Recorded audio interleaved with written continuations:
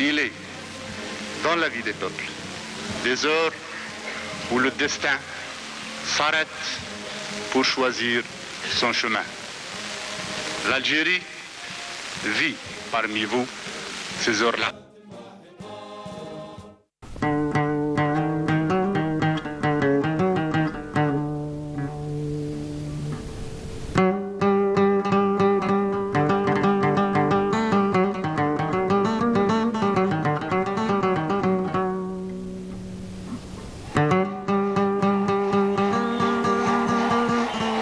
Le 5 juillet 1962, les Algériens sortent dans les rues pour fêter l'indépendance de leur pays et la délivrance d'une nuit coloniale qui aura duré un interminable siècle et 32 années.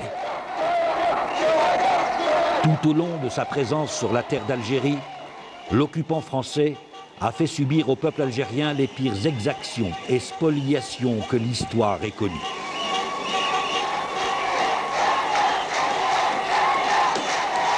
Prétextant le fameux coup d'éventail porté par le Dey d'Alger au consul de France, le roi Charles X envoie son armée d'Afrique, commandée par le général de Bourmont, envahir l'Algérie.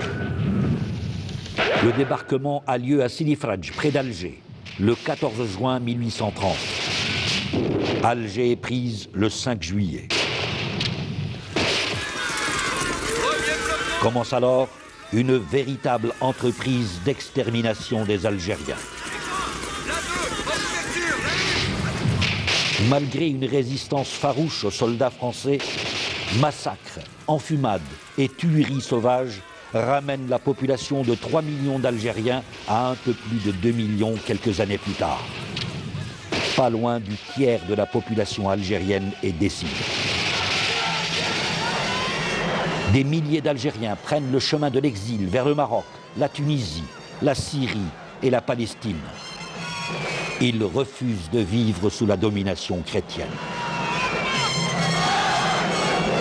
Pourtant, d'ouest en est, la résistance ne s'est jamais démentie.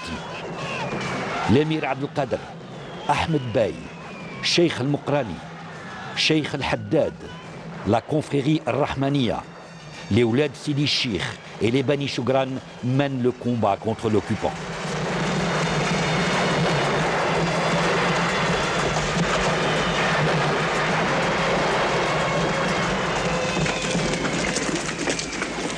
Mais peu à peu, l'Algérie se transforme en colonie de peuplement, avec l'arrivée massive des Européens. Ils s'accaparent les terres les plus riches.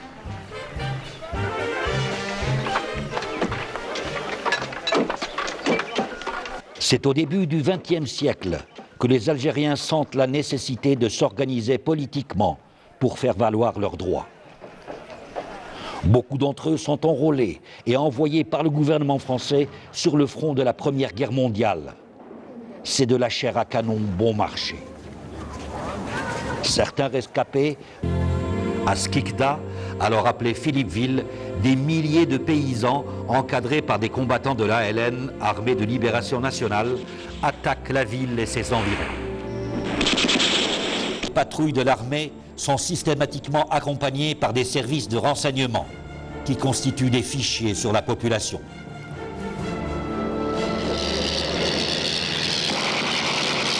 En droite ligne de l'application des pouvoirs spéciaux, et alors que Paris désespère d'arriver à bout de ce qu'on appelle l'insurrection en Algérie, les autorités françaises, gagnées aux thèses des ultras, décident, pour l'exemple, de passer par la guillotine les premiers condamnés. La mort de Ali Ammar, dit Ali Lapointe, marque la fin de la bataille d'Alger.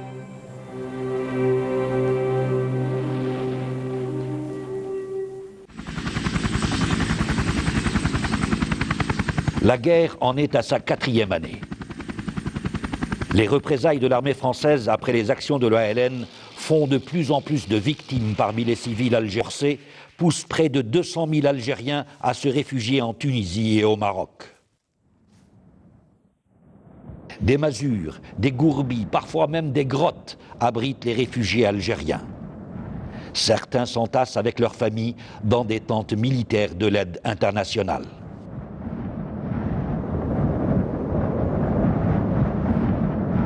Mais la guerre est loin d'être terminée. Les maquis de l'armée de libération nationale demeurent actifs sur tout le territoire algérien. Les troupes de l'ALN traversent régulièrement les frontières pour apporter armes et logistique aux résistants de l'intérieur. Prétextant une embuscade tendue à ses soldats à proximité de la frontière tunisienne, le général Salan réclame le droit de poursuite en dehors du territoire algérien.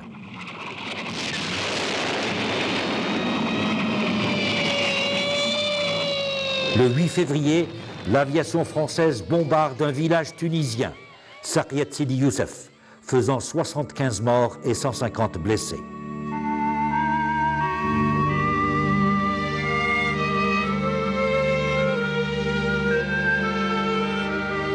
Le FLN réplique en exécutant 3 prisonniers de guerre.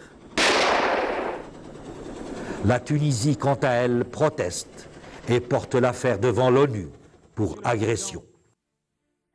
Les conséquences politiques du bombardement de Saryat Sidi Youssef s'avèrent d'une importance capitale. Au plan international, la cause algérienne marque des points à l'ONU. Et au plan national français, le pouvoir vacille.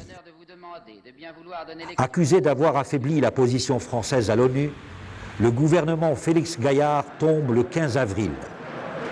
S'ouvre alors une crise qui va mettre fin à la 4e République. Pierre Fimelin est désigné président du Conseil. Il parle de négociations en Algérie. Mais les ultras de l'Algérie française ne l'entendent pas de cette oreille. La manifestation tourne à l'émeute, qui va lui permettre de s'adresser directement aux Français par référendum. Ont combattu courageusement. Dès le 4 juin, le général de Gaulle est à Alger. Depuis 3 jours, des paysans, des montagnards sont arrivés de leur campagne, de leur montagne, pour voir le général de Gaulle, pour l'entendre.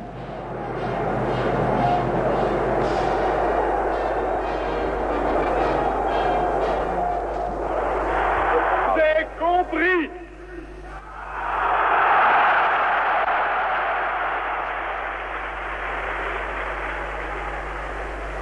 Je sais ce qui s'est passé ici. L'incendie du dépôt pétrolier de Mourbiane, près de Marseille, a été l'œuvre du terrorisme déclenché en France par le FLN. Les sauveteurs ont été tenus en haleine par la crainte d'une extension du sinistre. Tout un dispositif de surveillance était mis en place. Cette action est un tournant dans la politique du FLN. Nous sommes en août 1958 et désormais, la guerre est portée en France.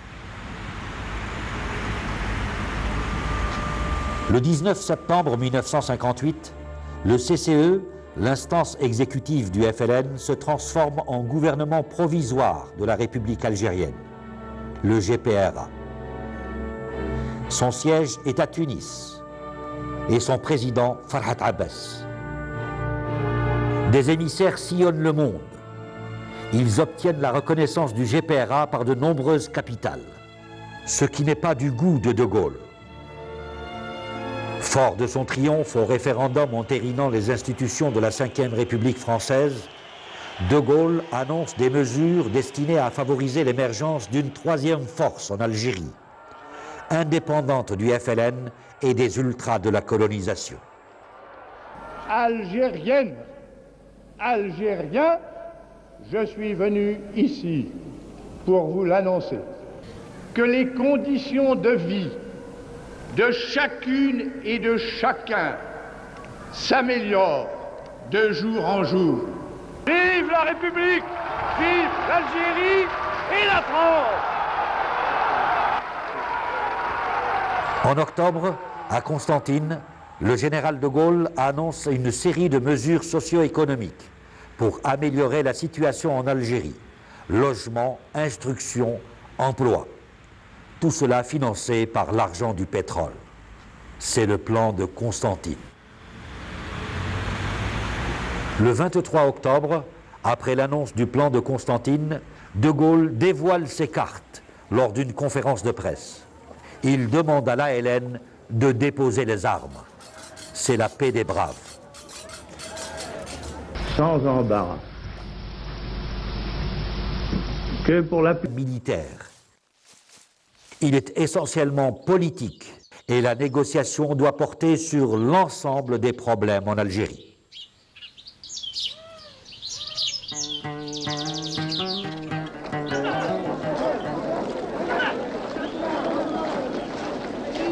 En janvier 1959, le général de Gaulle, fraîchement élu président de la République au terme de la nouvelle constitution qui instaure la Ve République, prend des mesures de grâce à l'égard des condamnés à mort, assouplit le régime de détention des chefs historiques du FLN et libère 7000 prisonniers, dont Messali El Hadj, leader du MNA, le mouvement national algérien. À ce stade de la révolution algérienne, Messali et son mouvement, le MNA, sont en déclin partout en Algérie et dans les maquis. Il est supplanté par le FLN. Seules quelques poches dans l'immigration demeurent fidèles aux vieux leaders nationalistes.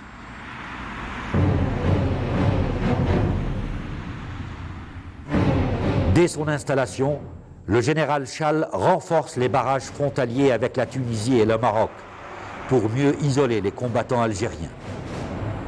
Chal organise des opérations militaires de grande envergure sur tout le territoire.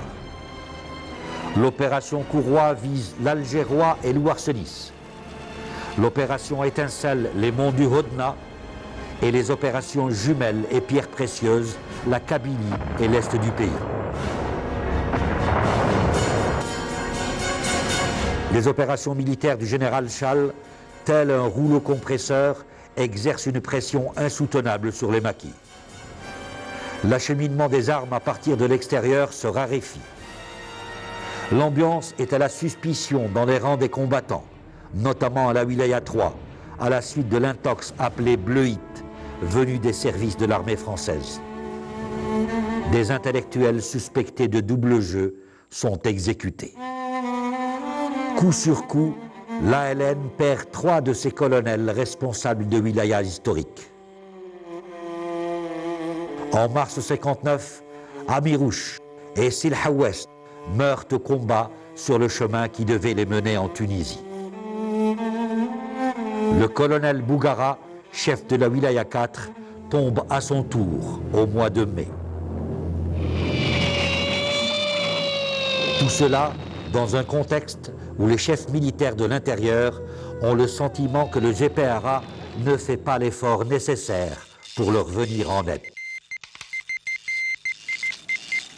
Coup de théâtre. Dans une déclaration solennelle à la télévision, De Gaulle évoque la nécessité de consulter les Français et les Algériens sur l'autodétermination de l'Algérie. Je m'engage à consulter les Algériens dans leurs 12 départements au sujet du destin qu'ils veulent adopter. Le discours de Gaulle intervient au plus fort des opérations militaires du général Chal, censé lui permettre de négocier en position de force lorsque le peuple aura à se prononcer sur les 3 propositions: le rattachement pur et simple à la France, l'indépendance ou bien l'autonomie en association avec la France. Cette dernière formule a largement les faveurs de Gaulle.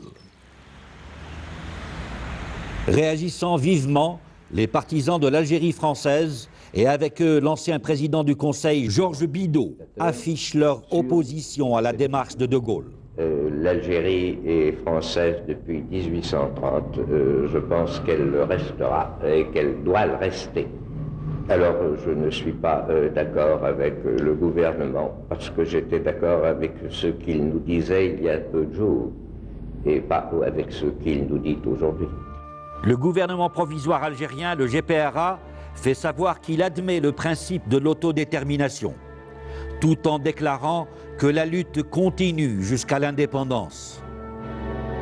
Les 5 chefs du FLN emprisonnés, Bembella et ses compagnons, sont désignés comme négociateurs, chose que le général de Gaulle refuse. Messali Hadj, quant à lui, fait cette déclaration.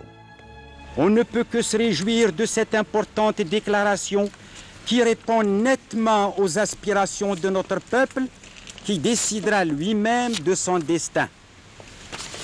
Nous nous réjouissons d'autant plus de ce principe de l'autodétermination qu'il a toujours été inscrit en tête de notre programme depuis l'étoile nord-africaine jusqu'au mouvement national algérien sous le mot d'ordre « La parole au peuple ». En janvier 1960, le cafetier Joseph Ortiz, dirigeant le Front National Français, le FNF, et Pierre Lagaillarde, président des étudiants d'Alger, appellent les Algérois à manifester contre ce qu'ils appellent la politique d'abandon suivie par le général de Gaulle. C'est la semaine des barricades. Au terme de cette semaine mouvementée, Lagaillarde se rend et Ortiz prend la fuite. Le 29 janvier, le général de Gaulle prononce un discours en tenue militaire. Il renvoie dos à dos le FLN et les insurgés des barricades. Deux catégories de gens ne veulent pas de ce libre choix. D'abord, l'organisation rebelle qui prétend ne cesser le feu que si au préalable je traite avec elle par privilège de l'avenir politique de l'Algérie, ce qui reviendrait à la bâtir elle-même comme la seule représentation valable et à l'ériger par avance en gouvernement du pays. Cela, je ne le ferai pas. D'autre part, certains Français de souche exigent que je renonce à l'autodétermination, que je dise que tout est fait, que le sort des Algériens est d'ores et déjà décidé. Cela non plus, je ne le ferai pas. Une manifestation en faveur de la cause algérienne est organisée à New York, aux États-Unis, en mai 1960. Les manifestants dénoncent le colonialisme français et les essais nucléaires au Sahara.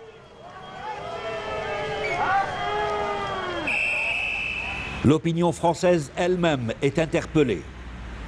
Elle apprend l'arrestation et la torture du directeur du journal de gauche Alger Républicain et l'emprisonnement des militants du réseau Janson. Elle découvre que des Français engagés dans ce réseau apportent aide et assistance aux militants du FLN. En ce printemps 1960, et face aux problèmes que pose la guerre en Algérie, la France est divisée. Attention depuis le oui des responsables du FLN, 3 hommes, Maître Boumengel, Maître Ben Yahya, 28 ans, et enfin leur secrétaire Akiki Ben Ammar. Tels étaient les émissaires chargés d'établir le contact avec Paris et dont la mission était précise, préparer la venue de la délégation FLN. Mission essentiellement technique, dira Maître Boumengel. Fin juin, des émissaires du GPRA rencontrent à Melun des représentants du gouvernement français. Mais les entretiens de Melun sont rapidement interrompus. Les Algériens refusent l'exigence française d'un cessez-le-feu préalable à toute négociation et l'association au pourparlers d'une troisième force en dehors du FLN. En novembre 60, l'université est gagnée par les événements politiques qui secouent l'Algérie. Pour la première fois, des étudiants musulmans, aux côtés de Français libéraux, s'opposent violemment aux ultras de l'Algérie française, qui voulaient imposer une grève en solidarité avec Lagaillarde.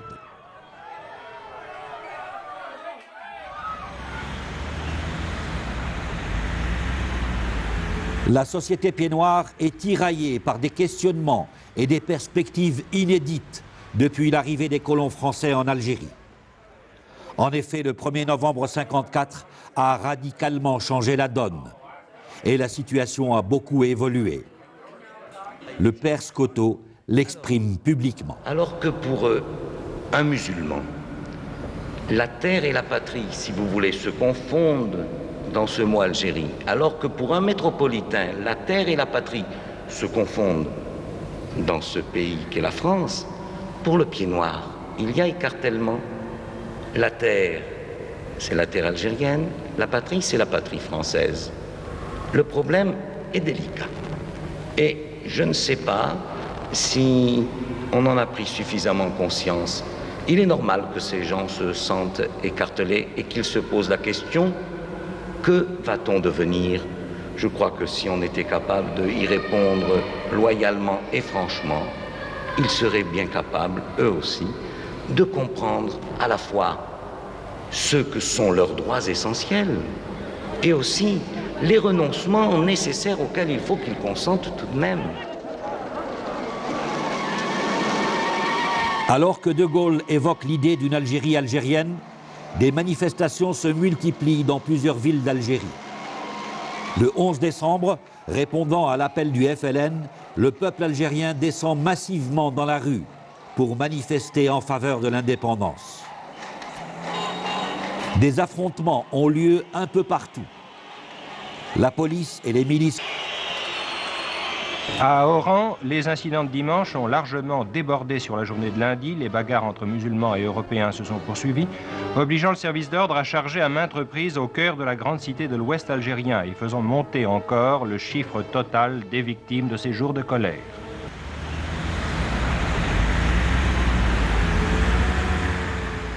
À la suite de ces événements, l'opinion internationale est alertée par le GPRA. Mohamed Yazid déclare: pour discuter de développement de la situation en Algérie. Cette réunion qui a été convoquée d'urgence nous a permis d'exposer devant les membres du groupe afro-asien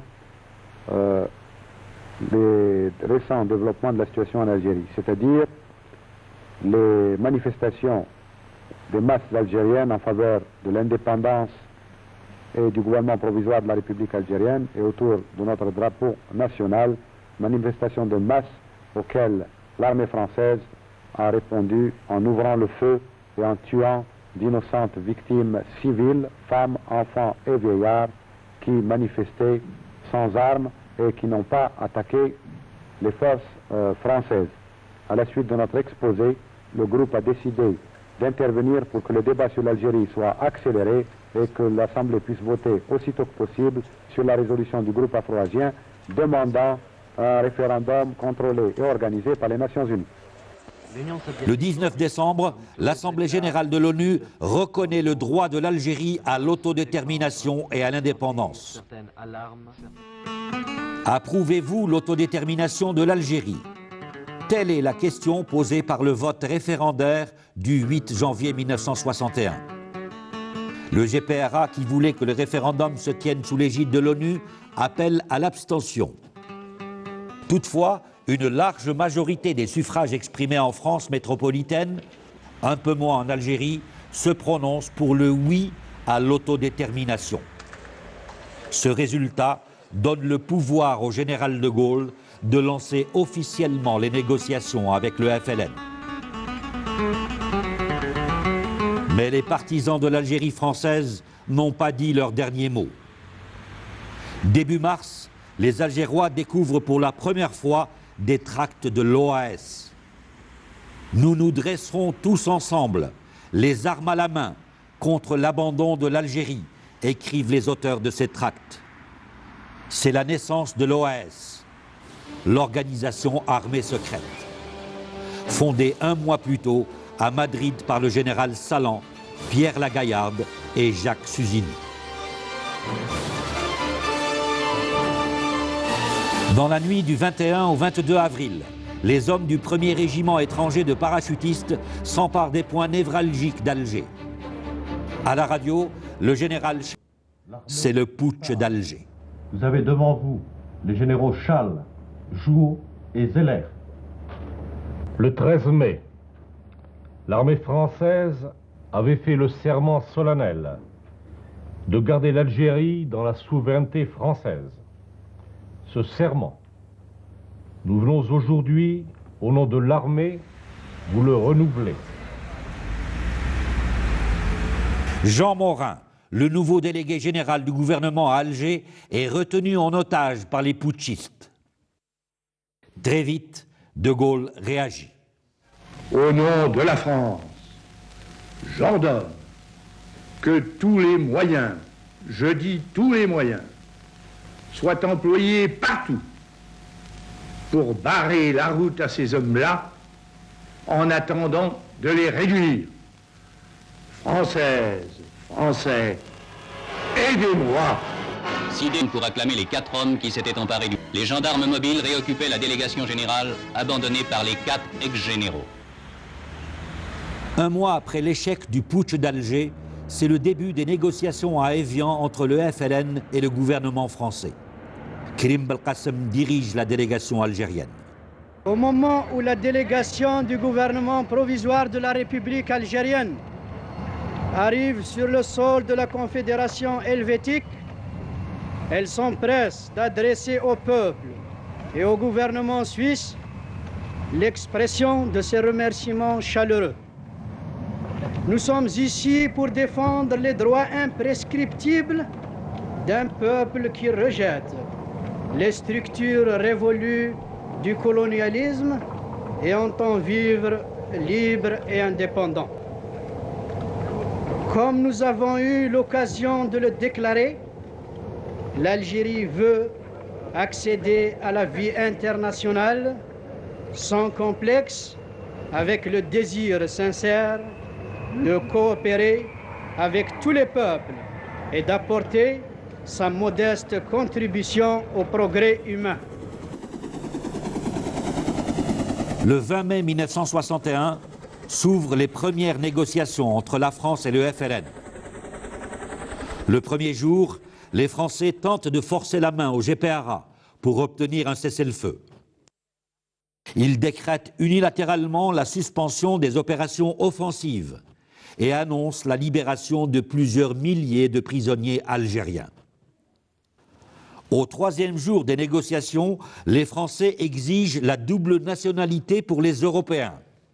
Ils veulent que la France garde en Algérie des enclaves territoriales pour ses bases militaires et rejettent toute souveraineté algérienne sur le Sahara.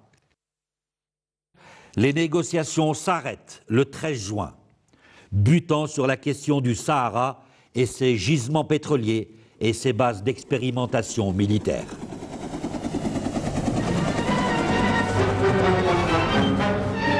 Magasins fermés, mais aussi rideaux de fer arrachés. C'est Alger durant la journée de la grève des musulmans contre la partition. Les 28 000 hommes du service d'ordre ont empêché que cette journée soit une journée dramatique, comme ce fut le cas dans certaines autres localités d'Algérie. Pour faire pression sur le gouvernement français, le GPRA lance un appel au peuple algérien à manifester le 5 juillet contre le chantage à la partition du pays. Alger est en ébullition. Entre grève du FLN contre la partition de l'Algérie et attentat de l'OAS, l'été a été chaud. Le 5 septembre, le général de Gaulle finit par concéder que le Sahara appartient bien à l'Algérie. Après la journée des casseroles et celle des oriflammes, Alger devait connaître la journée des embouteillages. L'opération proprement dite, à part quelques points centraux, s'est révélée être un demi-échec aux consignes de l'OAS. Mais la journée ne s'est pas achevée sans incident. Des heurts ont opposé un groupe de jeunes Européens, partisans de l'Algérie française, aux gendarmes mobiles. En France, les opérations du FLN s'intensifient.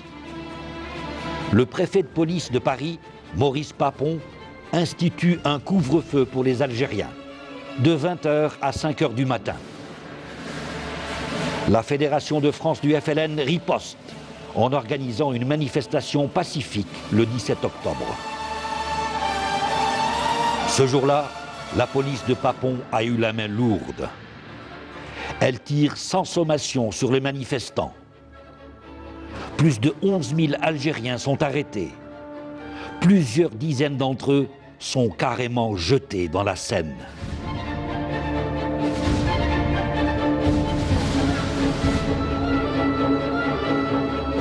Comme chaque année, le FLN appelle à la commémoration du 1er novembre, date du déclenchement de la Révolution. Emblème national au vent, les manifestants réclament l'indépendance de l'Algérie.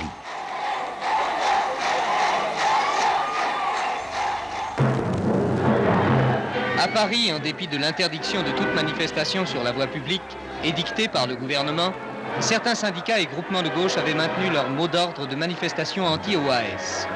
Le défilé de la Bastille à l'hôtel de ville, 15 000 participants, dit la préfecture de police, 60 000, disent les organisateurs, eut donc lieu comme prévu, mais il fut marqué par de violentes bagarres. Bilan de la manifestation, plus de 100 blessés.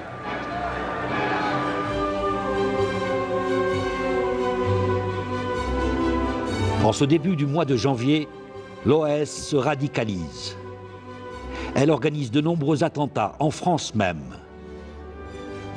De son côté, la gauche française, les intellectuels et la Ligue antifasciste organisent plusieurs manifestations anti-OAS, notamment à Paris. Le 7 février 1962, en voulant plastiquer le domicile d'André Malraux, alors ministre de Gaulle, l'OAS défigure la petite Delphine Renard. Le lendemain, la manifestation d'indignation organisée par la gauche tourne au drame. 9 personnes, dont 3 femmes, perdent la vie au métro Charonne.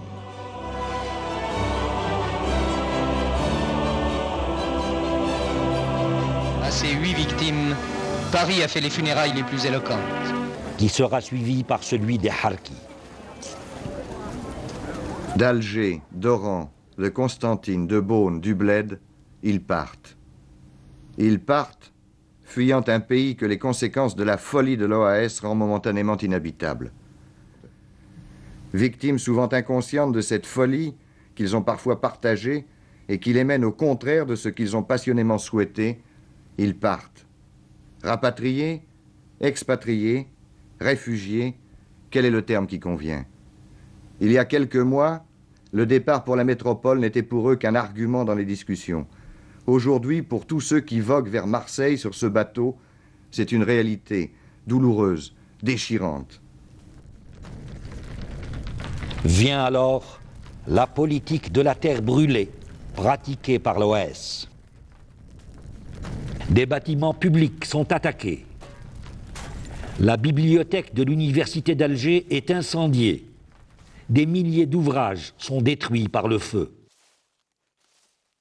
Algériens d'origine européenne, au nom de tous vos frères algériens, je vous dis que si vous le voulez, les portes de l'avenir s'ouvrent à vous comme à nous. Notre peuple, dans sa sagesse, a supporté tant d'épreuves. Que ce soir, que demain, cessent les dernières violences, les derniers meurtres, les dernières destructions. L'OAS continue ses sabotages. Au port d'Oran, des citernes d'essence sont incendiées par le commando Delta, ce qui plonge la ville dans l'obscurité.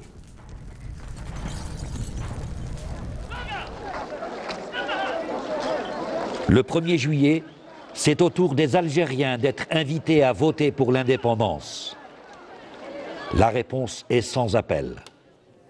99,7% disent oui à un État indépendant. Le 5 juillet, le gouvernement provisoire de la République algérienne proclame l'indépendance. 132 années, jour pour jour, après le débarquement de l'armée coloniale française sur les côtes algéroises. Le peuple algérien, ivre de liberté, laisse exploser sa joie.